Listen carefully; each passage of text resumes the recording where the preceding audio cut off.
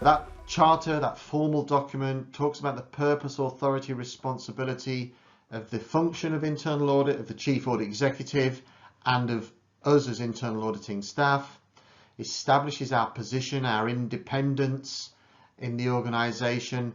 It authorises unfettered access to records, personnel, physical properties that are relevant to the work that we're doing for our audit engagements, demonstrates how we are accountable to management and the audit committee, defines the scope of internal audit activities and also what we're not responsible for delivering. So that's really quite an important point and must be approved by the board or the audit committee on behalf of the board.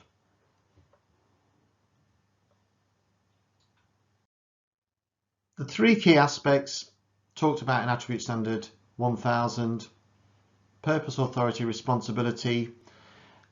Often you'll see in an audit charter that for the purpose of internal auditing, internal audit departments will just put the definition of internal auditing in, that independent, objective assurance and consulting activity designed to add value and improve an organisation's operations, helps an organisation accomplish its objectives by bringing a systematic, disciplined approach to evaluate and improve the effectiveness of governance, risk management and control processes. And really that's what we've got in my explanation of purpose. Authority, unfettered access to records, personnel, physical properties, full and open access, and the authority for the Chief Audit Executive to secure the internal and external resources needed to deliver the audit programme or individual audit engagements within that programme. Responsibility covers a range of aspects. Let me start with the last bullet point there first. Do not perform management activities.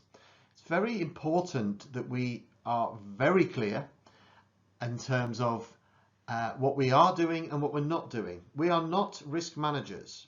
We might be experts in risk, we might be experts in governance, but we're not there to deliver risk management for the organisation. That's management's job.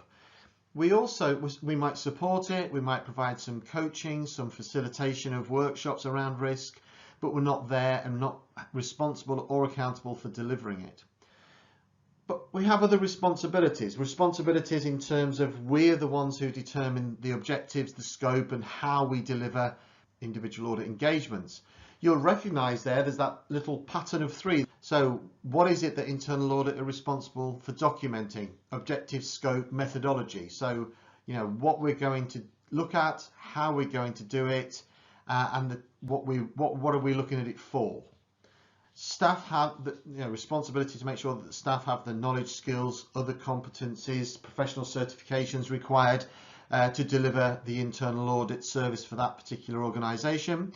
And also that we are responsible for reporting on the results of our audit activity, both in terms of the results of those activities and also how effectively and efficiently we delivered that. Performance Standard 2000, managing the internal audit activity, and there is one part of that, 2050, that talks about coordination and reliance, and that we have a responsibility for considering the work of other assurance providers, particularly external auditors, when we're delivering our internal audit work.